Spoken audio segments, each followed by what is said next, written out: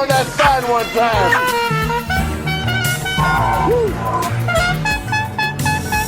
Hey, bitch, come here. That's your motherfucking man. Come here. Your pussy will be taken. Mr. Pretty Tony. I mean, you know the rules of the game. I mean, your bitch just chose me. Parang San Miguel. Now we can settle this like we got some class, so we can get into some gangster shit.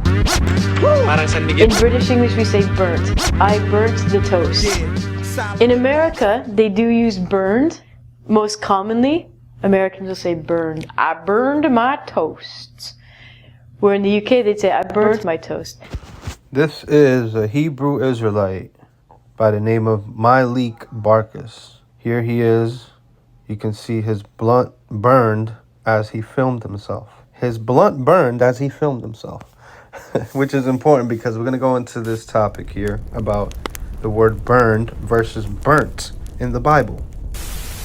So I put up this post on a Facebook group because I've been trying to get these Hebrew Israelites on a live stream. My leak says, who are you to where people have to get on a live stream and debate you? It really doesn't make sense. What do you mean, who are you? Who am I supposed to be? Do I have to have some type of status in order for somebody to address me? Do I have to have a certain amount of subscribers? And he says, why do we even need to live stream? Do you just want an audience? Do you want to embarrass somebody? And I'm like, no, I've done this before, and it's better this way. That way we don't have to comment back and forth, and people are missing valid points. And then I post a video where I debated somebody before. But it's not saying that in there. So, but what is it saying? That his hair was white. No, but it can be, but brother, it can be white and woolly. You ever seen? But it doesn't say that his hair was woolly. It says his hair was white like wool. Yes, that means it's woolly. How? Because it says his hair was white like wool. White is describing a color, not a texture. But he had an afro, man. According to what? Where does it say that?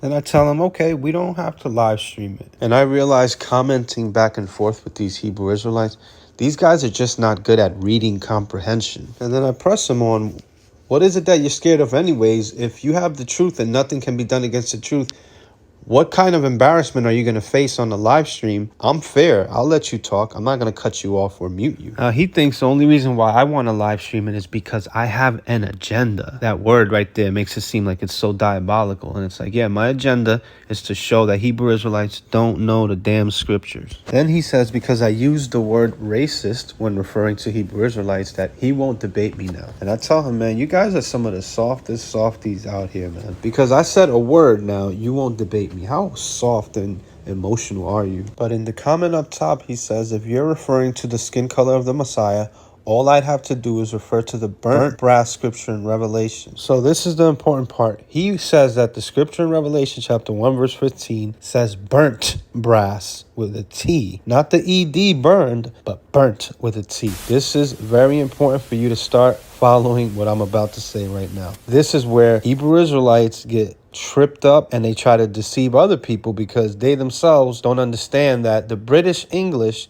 they use the word burnt when something is past tense usually and darkened and blackened. When you're talking about the word burned, it could be used as present tense. And he doesn't seem to realize that at this point, but then he'll admit it later. So I tell him the book of Revelation chapter 1 verse 15 does not say burnt brass. It makes a distinction in another scripture between the word burned and burnt to let you know that there is a difference. Why are you putting in burnt? He says that it quite literally means the same thing. And it doesn't in the Bible, especially with the British English version. It's completely different from how we use those words today. So I haven't even gotten to my response or my rebuttal yet, and he already has 2 strikes. Not only does Revelation chapter 1 verse 15 not have the word burnt in it, but he also says that the word burnt and burned quite literally means exactly the same thing in the Bible. And that's not true. Exodus chapter 3 verse 2 is the classic story, the ancient story of the burning bush. So when it tells you that the bush burned with fire, that's literally telling you it was burning. And it's using the word burned in present tense here. And then when you read Exodus chapter 3, verse 3, it tells you right there that the word burnt means something completely different from the word burned. Because if it tells you that it burned, but it wasn't burnt, obviously those two words do not mean the same thing here. And the reason why is because burned is being used in present tense and burnt is being used in past tense. That's why you have to be careful when you just start adding words into the scriptures where they don't belong, which is what you did in Revelation chapter 1 verse 15 when you changed the word burned, referring to the burned brass that is burning, into the word burnt, to try to pass along your narrative that Jesus Christ was black and he had an afro. Lay around the guard, get tangled woolly hair, eyes fiery red, feet made of brass, 12 men following me, and be the guard's staff move. So now that I have dude cornered, I proceed to ask him, does burned and burnt mean the same thing in Exodus chapter 3 verses 2 through 3? Because that's what the premise of this whole debate is about. The color of Jesus Christ, because it says burned in Revelation chapter 1 verse 15, that meant burnt. But when we go to Exodus chapter 3 verses 2 to 3, we can see that burned and burnt do not represent the same thing. That's why it says the bush burned. It was burning, but it was not burnt. It wasn't consumed. I asked him like 4 times, does the word burned and burnt mean the same thing in Exodus chapter 3 verse 2 to 3? He refuses to answer the question because he knows that he had just already said that, well, it quite literally means the same thing, burned and burnt, when it doesn't. And he refuses to answer that question and wants to create another argument, a straw man argument about the word consumed, which has nothing to do with what we're talking about. And he's trying to make it seem as if I don't understand that the bush wasn't consumed. I understand that. That's not the argument. The argument is between the words burned and burnt, which he added in Revelation chapter 1 verse 15 out of nowhere to get Jesus Christ to come out looking like Wesley Snipes. And just as the final nail in this coffin, Exodus chapter 3 verse 2, the word used for burned can actually also be used as burning, present tense. The word used for burnt is the past tense, and it can't be used as the present tense. You can see they're two different words, even though they come from the same root word. And there the angel of the Lord appeared to him in flames of fire from within a bush. Now this is not the normal word for bush or tree. The word used here is sneh, and it's a rare word used only in this scene and then later in Deuteronomy 33 when Moses in his blessing refers to Yahweh as the bush dweller, the sneh dweller. So it's quite possible that the name Sinai is a play on words with this bush that Moses sees burning, that the mountain gets its name from the bush. The word sneh sounds like the word for bronze and gleaming, so it may have been a good way to describe this bush that is crackling with fire and yet not burning up.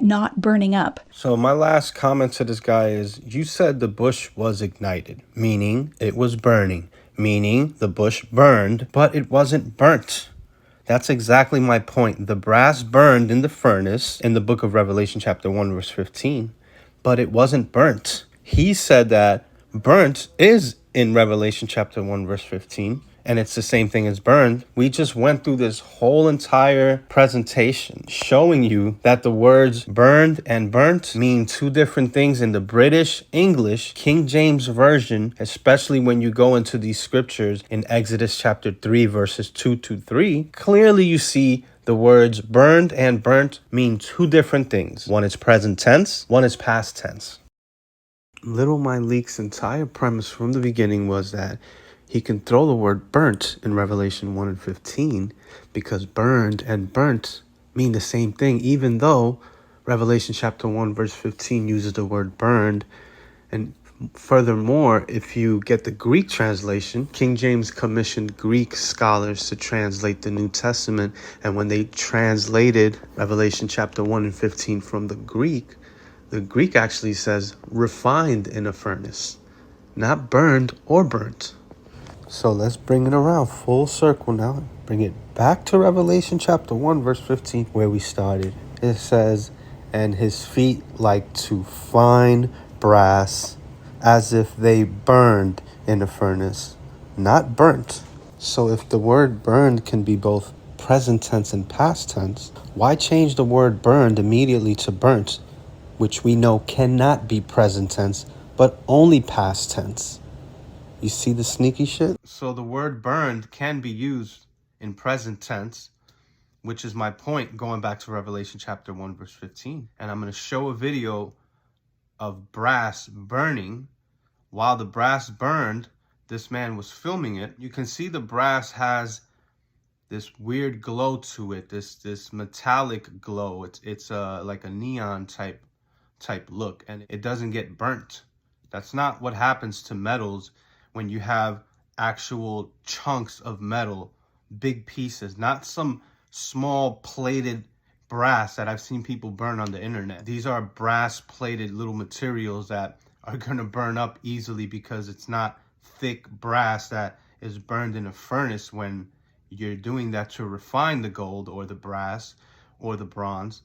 And then when you polish it and when you refine it, it comes out cleaner and brighter and shinier than it ever was. That's the whole point of Revelation chapter 1, verse 13 through 15, is to show Jesus Christ in all his glory, shining.